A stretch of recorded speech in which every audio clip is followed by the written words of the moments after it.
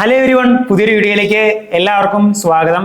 അപ്പോൾ അലോട്ട്മെന്റ് ഒക്കെ വന്നു, എല്ലാവരും ചേരാനുള്ള ആ ഒരു ത്രില്ലിരിക്കാന്ന് അറിയാം.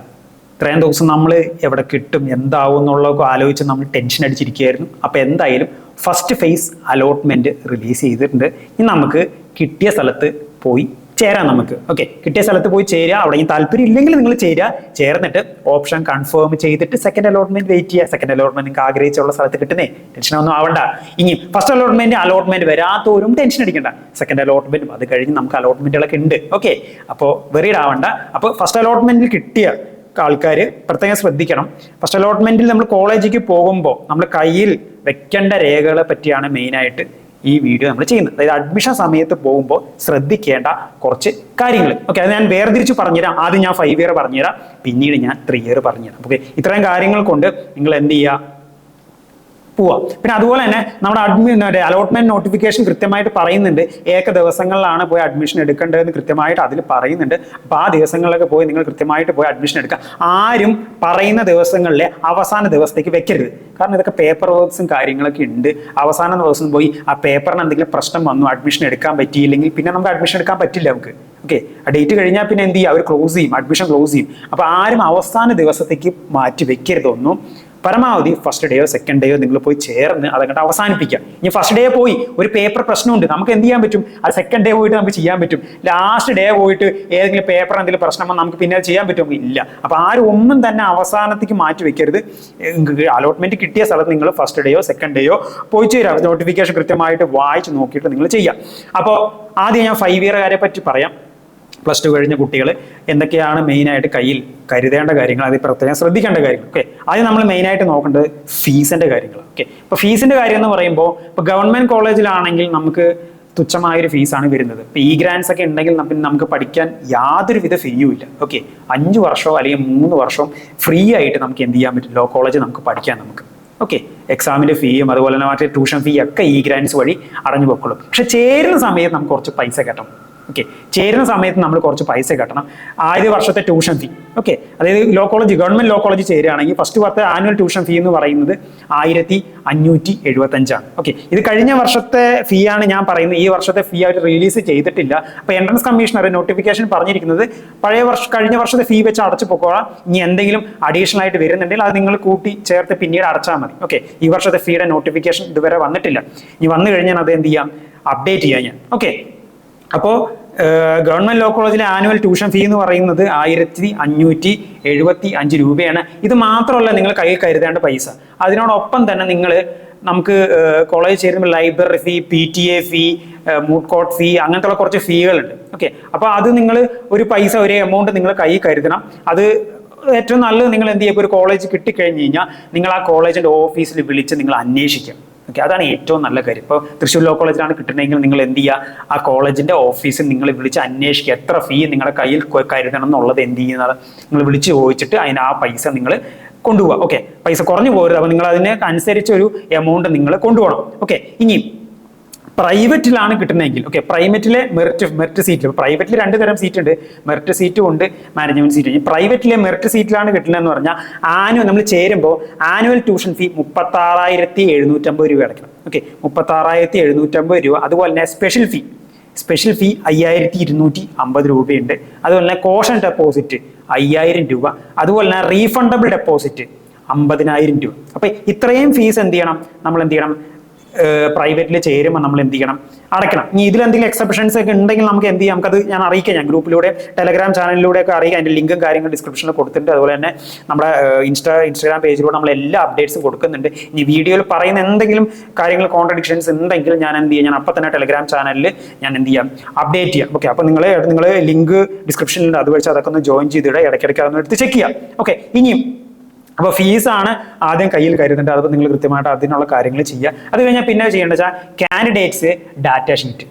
അത് നിങ്ങളുടെ ഫസ്റ്റ് ഫേസ് അലോട്ട്മെന്റ് വന്നു കഴിഞ്ഞാൽ നിങ്ങളുടെ കാൻഡിഡേറ്റ് പോർട്ടലിൽ കയറി കഴിഞ്ഞാൽ അത് അവിടെ കിടപ്പുണ്ട്. അത് PDF ഡൗൺലോഡ് ചെയ്ത് പ്രിന്റ് എടുക്കുക. Candidates data sheet. പിന്നെ വേണ്ടത് അലോട്ട്മെന്റ് മെമ്മോ. നിങ്ങളുടെ അലോട്ട്മെന്റ് വന്നു കഴിഞ്ഞാൽ നിങ്ങളുടെ കാൻഡിഡേറ്റ് പോർട്ടലിൽ വന്ന് കിടക്കണം. അതും PDF ഡൗൺലോഡ് ചെയ്യുക, അത് പ്രിന്റ് എടുക്കുക. ഇത് 2 സാധനങ്ങൾ പ്രിന്റ് എടുത്ത് കൈ വയ്ക്കുക. പിന്നെ നമ്മുടെ ഡേറ്റ് ഓഫ് ബർത്ത് തെളിയിക്കാൻ ഒരു സർട്ടിഫിക്കറ്റ്, അത് SLC ആവാം, അല്ലെങ്കിൽ പാസ്പോർട്ട് ആവാം, ബർത്ത് സർട്ടിഫിക്കറ്റ് ആവാം, ഓക്കെ, എന്തെങ്കിലും എന്താ പറയുക, നമ്മുടെ ഡേറ്റ് ഓഫ് ബർത്ത് തെളിയിക്കാനുള്ള ഒരു പ്രൂഫ്. ഓക്കെ, അത് നോർമലി കുട്ടികൾക്ക് SLC ആണ് കൂടെ വെക്കുക, അതില്ലെങ്കിൽ നിങ്ങളുടെ പാസ്പോർട്ടോ അല്ലെങ്കിൽ ബർത്ത് സർട്ടിഫിക്കറ്റ് ഏതായാലും നിങ്ങളുടെ കൂടുതൽ വെച്ചോ. അടുത്തത് വേണ്ടത് നമ്മുടെ +2 മാർക്ക് ലിസ്റ്റ്. ഓക്കെ, +2 മാർക്ക് ലിസ്റ്റും പാസ് സർട്ടിഫിക്കറ്റും മാർക്ക് ലിസ്റ്റൊക്കെയാണ് നമുക്ക് അത് വേണ്ടത്. പിന്നെ അടുത്തത് വേണ്ടത് TC, അതുപോലെ തന്നെ കണ്ടക്ട് സർട്ടിഫിക്കറ്റ്. ഓക്കെ, TC അല്ലെങ്കിൽ കണ്ടക്ട് സർട്ടിഫിക്കറ്റ്. TC കൃത്യമായിട്ട് അത് കൊണ്ടുപോകണം. അതുപോലെ കണ്ടക്ട് സർട്ടിഫിക്കറ്റും എന്ത് ചെയ്യണം, കണ്ടക്ട് സർട്ടിഫിക്കറ്റ് എവിടെ നിന്നാണ് നമ്മൾ പഠിച്ച സ്കൂളിൽ നിന്ന് തന്നെയാണ് നിങ്ങൾക്ക് തന്നിട്ടുണ്ടാവും. നിങ്ങൾക്ക് കണ്ടക്ട് സർട്ടിഫിക്കറ്റ് എന്ത് ചെയ്യുക, കയ്യിൽ വെക്കുക. പിന്നെ 4 പാസ്പോർട്ട് സൈസ് ഫോട്ടോ. അതുപോലെ തന്നെ ഇപ്പൊ ചില കുട്ടികൾക്ക് +2 കേരളത്തിന്റെ പുറത്തുള്ള ബോർഡുകളിൽ നിന്നൊക്കെ പാസ് ചെയ്യവരുണ്ട്. അങ്ങനെ പാസ്സായിട്ടുണ്ടെങ്കിൽ അവര് എലിജിബിലിറ്റി സർട്ടിഫിക്കറ്റും കൂടെ വെക്കണം. ഓക്കെ, പുറത്ത് കേരളത്തിന്റെ ഉള്ളിൽ +2 പാസ്സായവർക്കൊന്നും ഒരു കുഴപ്പമില്ല. കേരളത്തിന്റെ പുറത്ത് +2 പഠിച്ചവരൊക്കെ എലിജിബിലിറ്റി സർട്ടിഫിക്കറ്റ് ചേരാൻ പോകുമ്പോൾ അത് കൊണ്ടുപോകണം. അതുപോലെ തന്നെ പിന്നെ അതായത് നമ്മൾ നമ്മൾ അപ്ലിക്കേഷൻ സമയത്ത് കൊടുത്ത എല്ലാ സർട്ടിഫിക്കറ്റും ഇല്ലേ, റിസർവേഷൻ സർട്ടിഫിക്കറ്റും നമ്മൾ അപ്ലോഡ് ചെയ്ത എല്ലാ സർട്ടിഫിക്കറ്റിന്റെ ഒറിജിനൽസ് നിങ്ങളുടെ ഫയലിൽ സൂക്ഷിച്ചു വെച്ചിട്ടുണ്ട് വിചാരിക്കുന്നു. അതെല്ലാം അഡ്മിഷൻ സമയത്ത് പോകുമ്പോൾ കൊണ്ടുപോകണം. ഓക്കെ, നമ്മൾ അപ്ലിക്കേഷൻ സമയത്ത് കൊടുത്ത എല്ലാ സർട്ടിഫിക്കറ്റും നമ്മൾ അഡ്മിഷൻ സമയത്തിന്റെ ഒറിജിനൽസ് ആയിട്ട് നമ്മൾ എന്ത് ചെയ്യണം, കൊണ്ടുപോകണം. ഞാൻ അന്ന് പറഞ്ഞിട്ടുണ്ടായിരുന്നു, അപ്ലിക്കേഷൻ സമയത്ത് ഞാൻ പറഞ്ഞിട്ടുണ്ടായിരുന്നു, നിങ്ങൾ അപ്ലോഡ് ചെയ്യുന്ന സാധനങ്ങളൊക്കെ ഒരു ഫയലിലെടുത്ത് സൂക്ഷിച്ച് വെക്കാൻ പറയുന്നത് എല്ലാവരും ചെയ്തു എന്ന് വിചാരിക്കുന്നു. അപ്പോൾ അത് കൃത്യമായിട്ട് എടുത്ത് അത് കൊണ്ടുപോകുക. പിന്നെ അതുപോലെ തന്നെ ഈ അലോട്ട്മെന്റ്, നമ്മുടെ ഫസ്റ്റ് ഫേസ് അലോട്ട്മെന്റ് നോട്ടിഫിക്കേഷൻ വരുന്ന സമയത്ത് ആ നോട്ടിഫിക്കേഷൻ നിങ്ങൾ വായിച്ചു നോക്കുക. അതിൽ പറയുന്ന ഞാൻ പറഞ്ഞ രേഖകളല്ലാണ്ട് ഇനി മറ്റെന്തെങ്കിലും വേണമെങ്കിൽ അതും കൂടെ നിങ്ങൾ അതിൻ്റെ ഒപ്പം കൊണ്ടുപോകുക. അപ്പോൾ ഇത്രയും കാര്യങ്ങളാണ് മെയിനായിട്ട് വേണ്ടത്. ഒന്നാമത്തെ ഫീസ്. ഓക്കെ, ഫീസ് നിങ്ങൾ കരുതണം. അത് ഫീസ് നിങ്ങൾ അറിയണമെങ്കിൽ ഏറ്റവും നല്ലത് നിങ്ങൾ അലോട്ട്മെന്റ് കിട്ടിയ കോളേജിന്റെ ഓഫീസിലേക്ക് നിങ്ങൾ വിളിച്ചു കഴിഞ്ഞാൽ അവർ ഡീറ്റെയിൽ ആയിട്ട് പറഞ്ഞു തരും. ഓക്കെ, ആ ഫീസ് കൃത്യമായിട്ട് കൊണ്ടുപോകാം. പിന്നെ വേണ്ടത് ക്യാൻഡിഡേറ്റ്സിന്റെ ഡാറ്റാ ഷീറ്റ്, അലോട്ട്മെന്റ് മെമ്മോ, ഇത് രണ്ടും നമ്മുടെ ക്യാൻഡിഡേറ്റ് പോർട്ടൽ കിടക്കണം. അത് നിങ്ങൾ പ്രിന്റ് എടുത്താൽ മതി. പിന്നെ നമ്മുടെ ഡേറ്റ് തെളിയിക്കാൻ പ്രൂഫ്, SLC അല്ലെങ്കിൽ ഡേറ്റ് ഓഫ് ബർത്ത് സർട്ടിഫിക്കറ്റ്. പിന്നെ നമ്മുടെ +2 നമ്മുടെ മാർക്ക് ലിസ്റ്റും അതുപോലെ പാസ് സർട്ടിഫിക്കറ്റും. പിന്നെ അതുപോലെ TCയും CCയും ട്രാൻസ്ഫർ സർട്ടിഫിക്കറ്റും കണ്ടക്ട് സർട്ടിഫിക്കറ്റും. അതുപോലെ തന്നെ 4 പാസ്പോർട്ട് സൈസ് ഫോട്ടോ. അതുപോലെ തന്നെ കേരളത്തിന്റെ പുറത്താണ് നിങ്ങൾ +2 പാസ്സായെങ്കിൽ എലിജിബിലിറ്റി സർട്ടിഫിക്കറ്റ്. അതുപോലെ തന്നെ നമ്മൾ അപ്ലിക്കേഷൻ സമയത്ത് അപ്ലോഡ് ചെയ്ത എല്ലാ ഡോക്യുമെന്റ്സിനും ഒറിജിനൽസ്, നിങ്ങൾ കോപ്പി ആയിരിക്കും അപ്ലോഡ് ചെയ്തിട്ടുണ്ടാവും, അല്ലെങ്കിൽ നിങ്ങൾ സ്കാൻ ചെയ്തിട്ട് അപ്ലോഡ് ചെയ്തത്, അതിന്റെ എല്ലാത്തിന്റെയും ഒറിജിനൽസ് നിങ്ങളുടെ കയ്യിലിരിപ്പുണ്ട്. അതൊക്കെ പോകുമ്പോൾ അഡ്മിഷന് പോകുമ്പോൾ കൊണ്ടുപോകും. അപ്പോൾ ഇത്രയാണ് 5 ഇയറിന് പ്രധാനമായിട്ട് വേണ്ടതുള്ളത്. ബാക്കി ഞാൻ എല്ലാം ഇനിയിപ്പോൾ അഡീഷണൽ ആയിട്ട് എന്തെങ്കിലും വേണം, ഇനിയിപ്പോൾ ഞാൻ പറയുന്നതിൽ എന്തെങ്കിലും എക്സ്ട്രാ എന്തെങ്കിലും വേണമെങ്കിലുള്ള കാര്യങ്ങളൊക്കെ ഞാൻ എന്ത് ചെയ്യാം, നമ്മുടെ ടെലഗ്രാം ചാനലിൽ ഞാനും അതുപോലെ നമ്മുടെ ഇൻസ്റ്റാഗ്രാം പേജിലും ഞാൻ അപ്ഡേറ്റ് ചെയ്യും. നിങ്ങളൊന്ന് ചെക്ക് ചെയ്താൽ മതി. ഇനി 3 ഇയർ കാര്യം. ഓക്കെ, ഡിഗ്രി കഴിഞ്ഞ ഒരു 3 ഇയർ LLBക്ക് ചേരാൻ പോകുന്ന സമയത്ത് ശ്രദ്ധിക്കേണ്ട കുറച്ച് കാര്യങ്ങൾ. ആദ്യം മെയിനായിട്ട് കയ്യിൽ കരുതേണ്ടത് ഫീസാണ്. ഫീസ് ഞാൻ 5 ഇയർക്ക് പറഞ്ഞ അതേ ഫീ തന്നെയാണ്. ഓക്കെ, 5 ഇയറിന് അത് ഗവൺമെന്റ് ലോ കോളേജ് കിട്ടുകയാണെങ്കിൽ ആനുവൽ ട്യൂഷൻ ഫീ 1575. കുറച്ച് വ്യത്യാസങ്ങളുണ്ട്. 1575 കഴിഞ്ഞ വർഷത്തെ ഫീ ആണ്. അത് ഈ വർഷത്തെ ഫീ ഇതുവരെ നോട്ടിഫിക്കേഷൻ വന്നിട്ടില്ല.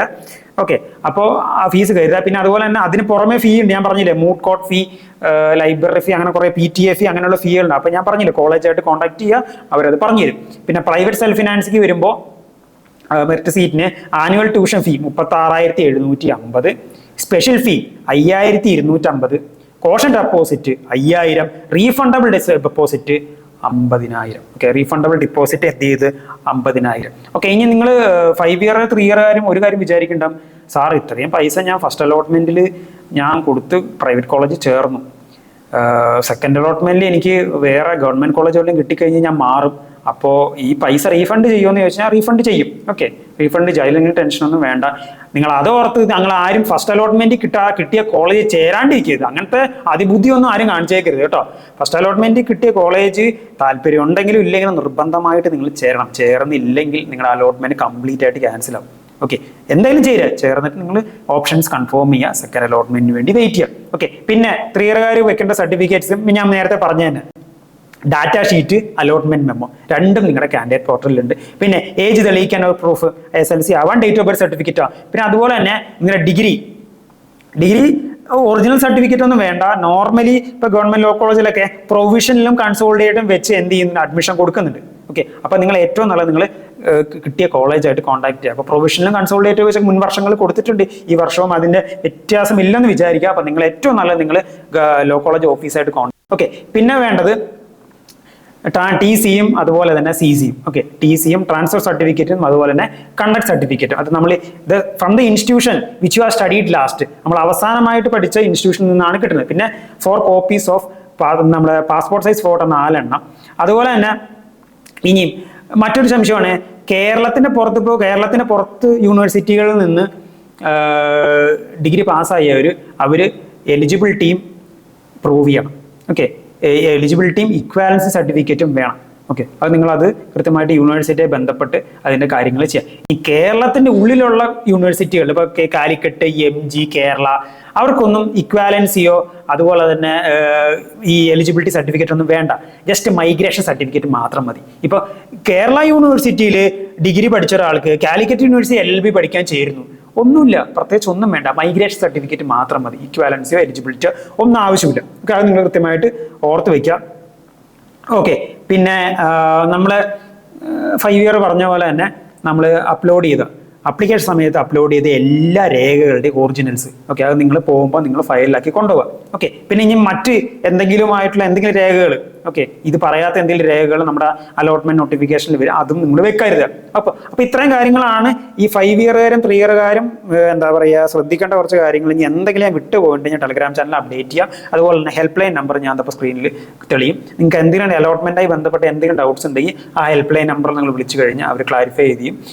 ഓക്കെ, അപ്പോൾ ഇത്രയും കാര്യങ്ങളാണ് മെയിനായിട്ട് നമ്മൾ ഇതിൽ ഉദ്ദേശിക്കുന്നത്. ഈ ഫർദർ ആയിട്ട് എന്തെങ്കിലും കാര്യങ്ങൾ ഉണ്ടെങ്കിൽ നമ്മൾ വീഡിയോ ആയിട്ട് നമ്മൾ വരും. ഓക്കെ, അപ്പോൾ ഈ കണ്ടന്റ് ഹെൽപ്ഫുൾ ആയെന്ന് വിചാരിക്കും. ഹെൽപ്ഫുൾ ആയി ഉറപ്പായിട്ട് സപ്പോർട്ട് ചെയ്യാൻ, ലൈക്ക് ചെയ്യണം, നിങ്ങളുടെ ഫ്രണ്ട്സിനൊക്കെ ഷെയർ ചെയ്ത് കൊടുക്കണം. Okay, thank you.